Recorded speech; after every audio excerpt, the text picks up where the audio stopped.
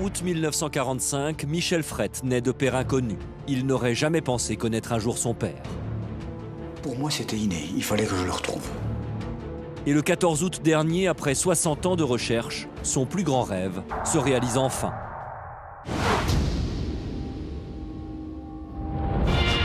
France, automne 1944. Gabrielle habite une ferme à Sainte-Marie-aux-Mines, dans le Haut-Rhin. Elle a tout juste 17 ans lorsqu'elle rencontre William Francis Benson, un séduisant GI américain venu libérer la France. Le coup de foudre est immédiat, mais quelques mois plus tard, c'est la libération. La France entière célèbre la victoire et le départ des régiments américains met fin à la belle histoire d'amour. 9 mois plus tard, le 27 août 1945, Michel naît de père inconnu. Dès l'âge de 5 ans, la quête de toute une vie commence. Il ne se passait pas un jour où je pensais à mon papa. Lorsque j'avais une réussite, j'avais une petite pensée pour lui. S'il était là, s'il l'avait su, il aurait été heureux. J'aurais fait n'importe quoi pour le retrouver. Un nom, un prénom, Michel a peu d'indices. Au fil du temps, son rêve d'enfant tourne à l'obsession.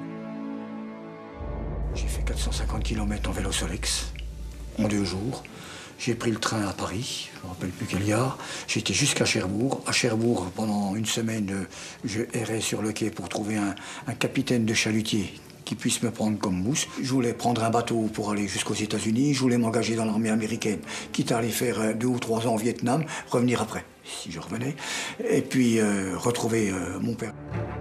10 ans, 20 ans, 30 ans, 40 ans, 50 ans passent, mais toujours aucune trace de ce père parti sans laisser d'adresse. En juillet dernier, Michel décide alors de raconter son histoire dans le journal de sa région. Le journal, ça a été vraiment le déclic, ça a été une coïncidence terrible. Et le lendemain matin, fait extraordinaire, à 11 h du matin, j'ai reçu un coup de téléphone d'une dame qui était en vacances dans la région de Montbéliard, qui venait de Miami. Elle m'a tout de suite téléphoné et elle m'a dit voilà, qu'elle voulait tout faire pour essayer que je retrouve mon papa. Quand j'ai lu le journal, je me suis dit, c'est peut-être sa dernière chance. Je ne savais pas si ça allait bien se passer ou pas, mais pour moi, c'était un devoir. C'était mon devoir de le faire. Et c'est aussi, je dirais, une façon de remercier tous ces soldats qui ont traversé l'Atlantique pour nous. Pour la première fois, quelqu'un allait peut-être pouvoir aider Michel. De retour en Floride, le travail de Martine ne s'avère pas facile, mais sa détermination demeure intacte.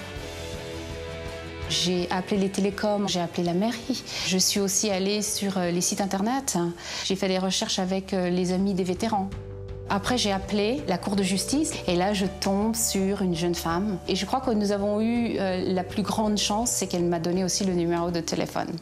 Et un beau jour, au bout de 3 semaines, à 10h30, 11h du soir, elle m'a téléphoné, elle me dit « Voilà Michel, j'ai retrouvé ta famille. Tu as un frère, tu as une sœur, et on a retrouvé ton papa qui est vivant et qui a encore toute sa tête. » Alors là, c'est comme si le ciel me tombait sur la tête. J'avais les frissons, j'avais envie de pleurer. C'était extraordinaire. C'était vraiment le moment le plus incroyable. Avec le cœur qui bat dans la poitrine. J'ai pas dormi pendant une semaine. Je me levais la nuit à 3 h du matin, je tournais autour de la maison. Je pouvais plus dormir. Quelques jours seulement après cette incroyable nouvelle, Michel s'envole pour Houston, au Texas. Et le 14 août 2010, à 14 h, après 60 ans de recherche et d'espoir, Michel a rendez-vous avec son père.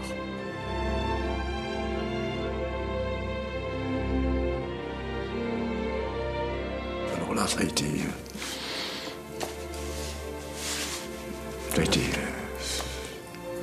grandiose pour moi. On s'est pris dans les bras, on a pleuré, ça a duré 5-10 bonnes minutes. C'était comment je veux dire, terrible. C'était une anxiété terrible. C'était plus fort que moi. J'avais plus de mots.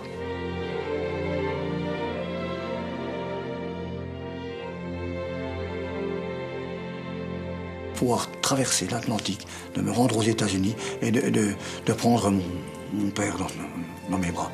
C'était le plus beau jour de ma vie. Depuis, Michel a regagné son petit village de Franche-Comté et le visage de son père l'accompagne désormais au quotidien. Maintenant, j'ai plus d'angoisse, j'ai plus cette petite étoile dans la tête qui me dit il faut le rechercher. Maintenant, tout est comblé maintenant. Maintenant, je suis serein. Je revis, au moins j'ai un père, voilà, je l'ai retrouvé. Ce père que j'ai cherché tant et tant et tant d'années. Il ne se passe d'ailleurs plus une semaine sans que le père et le fils ne se parlent au téléphone. C'est pour ça qu'il ne faut jamais baisser les bras. Lorsqu'on cherche un être proche dans sa vie, il faut aller jusqu'au bout.